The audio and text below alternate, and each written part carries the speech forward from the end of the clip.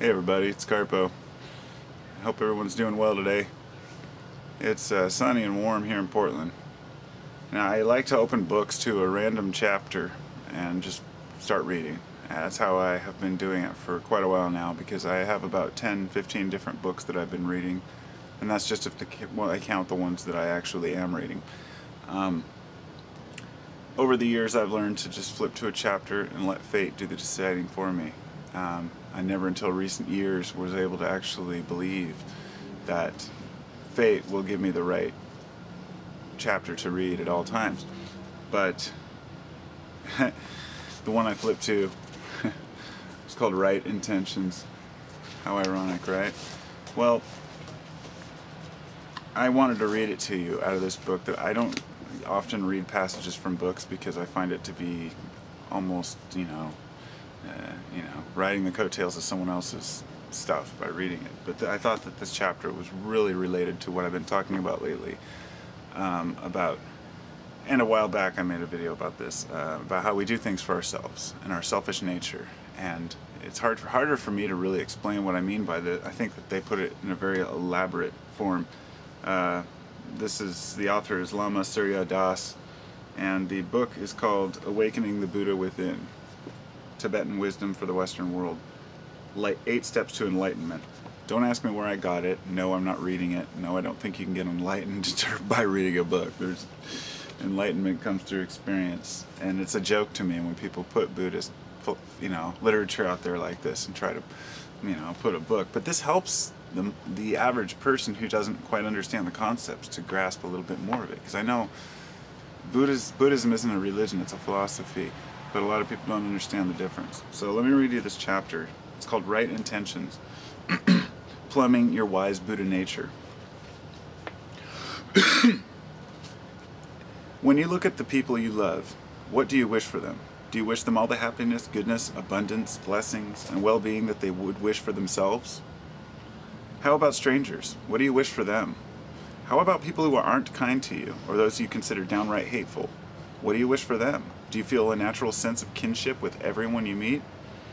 Are you so caught up with your own life that you don't have the time to even think about others, except when they are directly impinge on you or are part of your plans? I think we can all relate to this a little bit.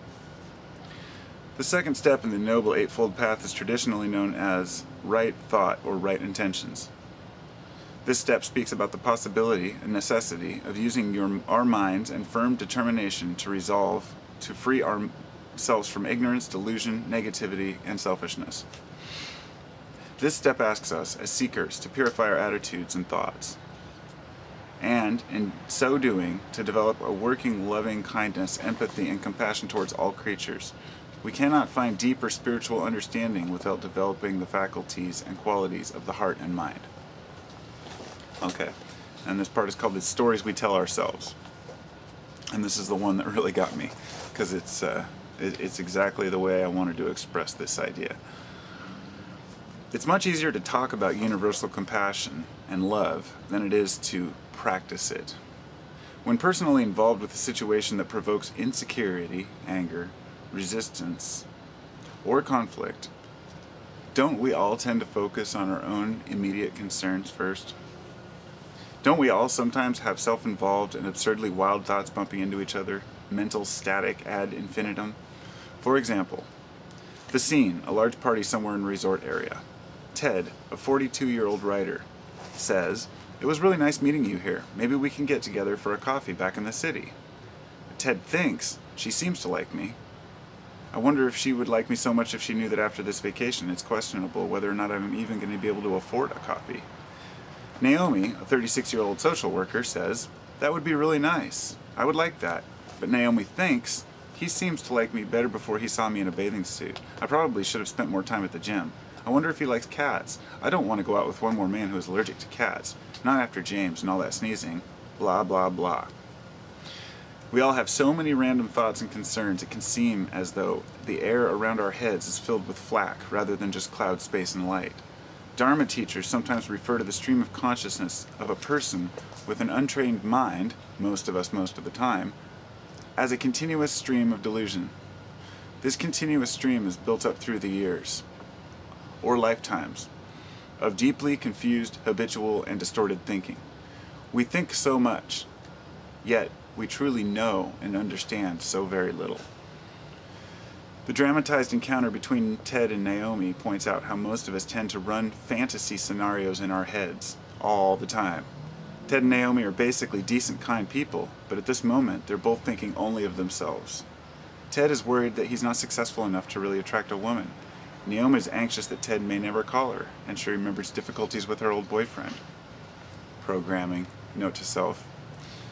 As benign and Ted and Naomi's thoughts may be, they also reveal how self-absorbed we most of the time are, even when we think we're not. Consider how self-absorption rules everyone's thoughts and intentions. When we watch the president on television talking about taxes, don't we think, what does this mean for me? We hear a new shopping mall is going up. We immediately think about it in terms of our interests, our property values, traffic patterns, and consumer needs. Everything is seen through the filter of our own personal concerns. The first question we often ask ourselves, is it good or bad for me and mine?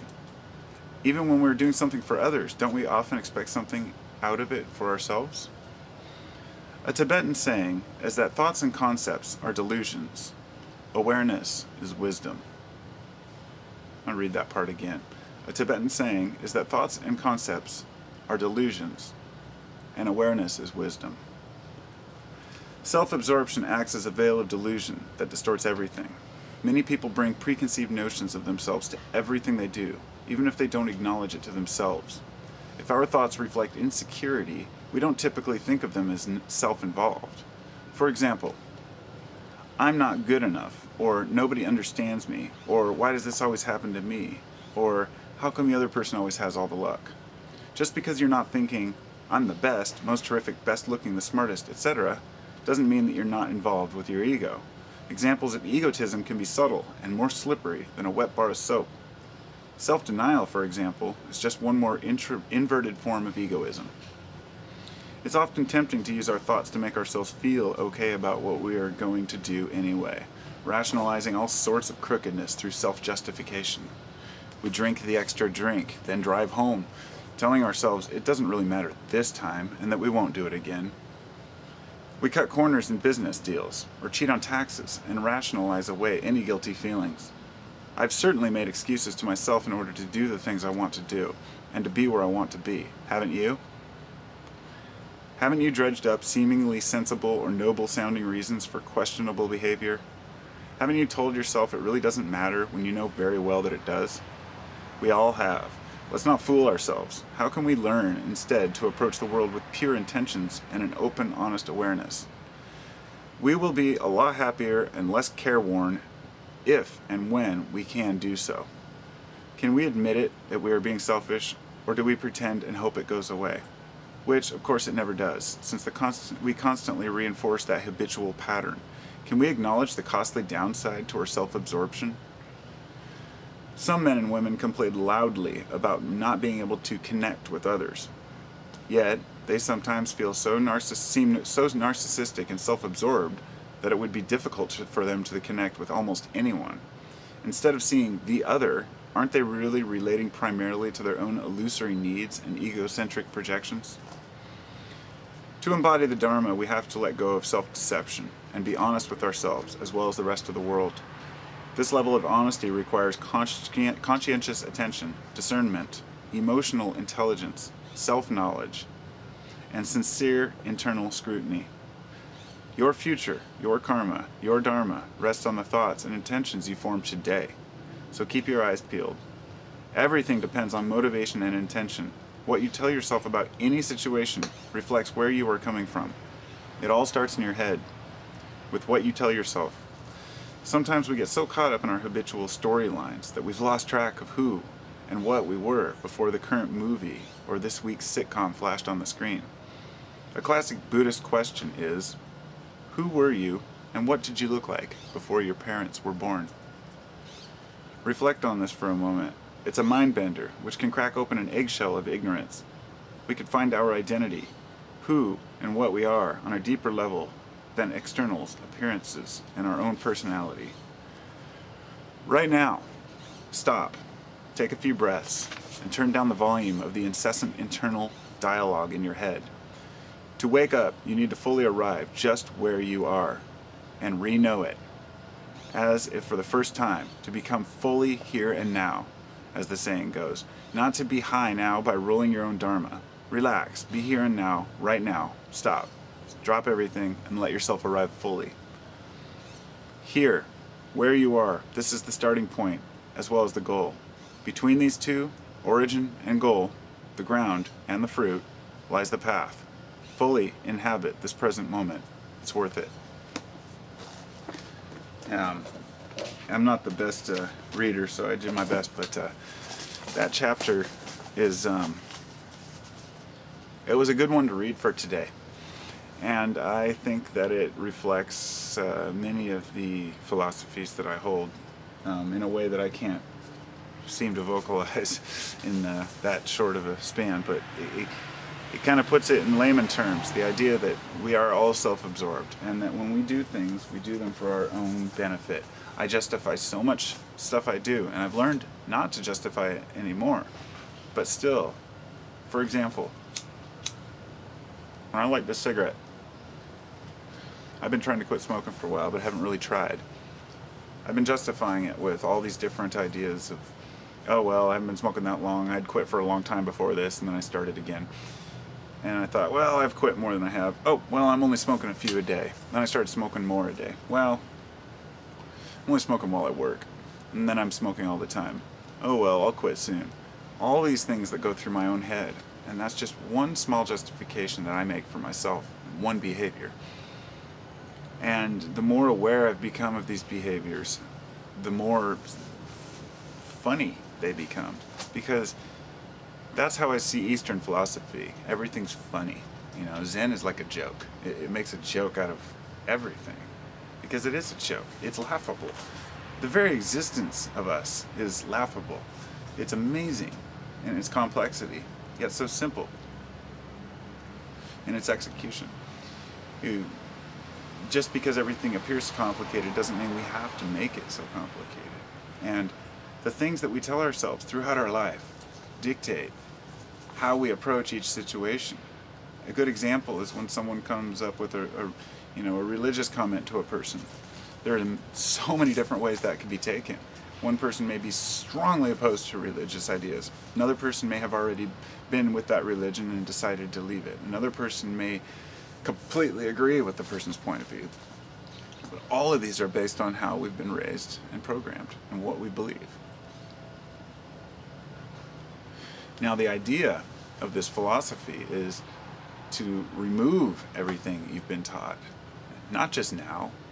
Don't just be here now, right now. Be here now, too, and now. Continue that process. It's very easy to tell people how to live their lives. I don't see very many people doing it themselves. I hear a lot more, kind of like it said in that chapter, about how everyone preaches compassion and love, but how many people are actually living it. I'm as guilty as the next person of having my own ideals and philosophies about what I think life is. And I'm working really hard to remove everything that I've been taught, but it takes years. It's like shedding a skin. And the skin takes as long to shed, I think, as it took to build it. A person can't just overnight unlearn everything. And this is, I think, a lot of folks think there's some awakening that you can have, some process where you, boom, you all of a sudden have all this awareness, and it doesn't work that way. It's something you have to earn. And you have to start by shedding your skin. The problem is, once you start molting, you have to continue the process. You can't just leave your skin half shed. You'll never get around. You have to continue the process until you've worked it up to where it's mostly gone.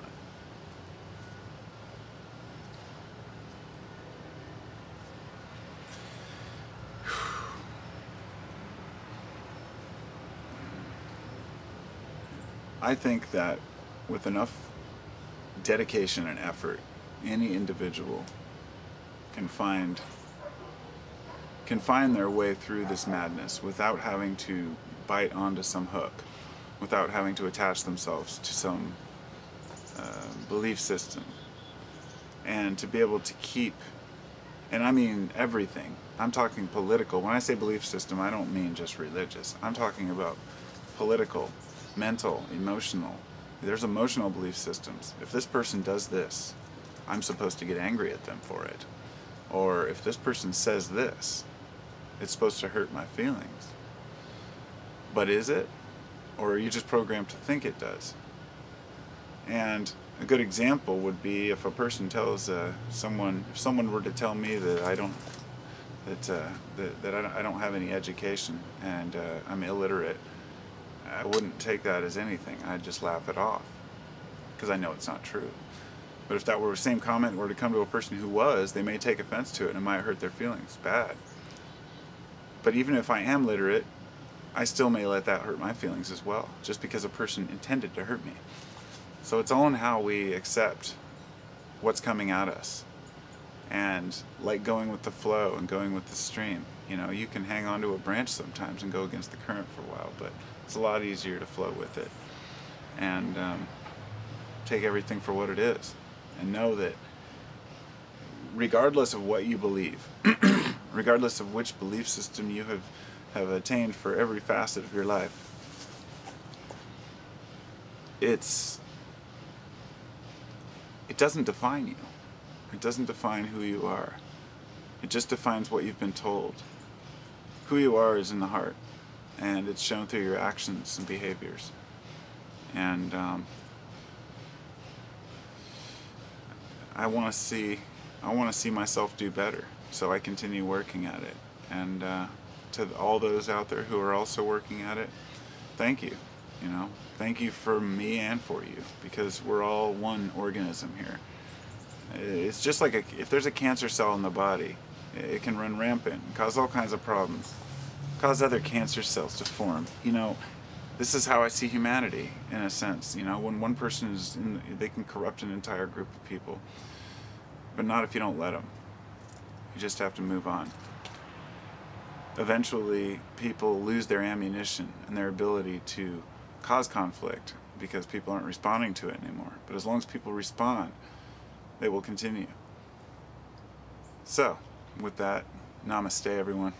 Peace out, and you can go to the pumpkin patch. Get some pumpkins.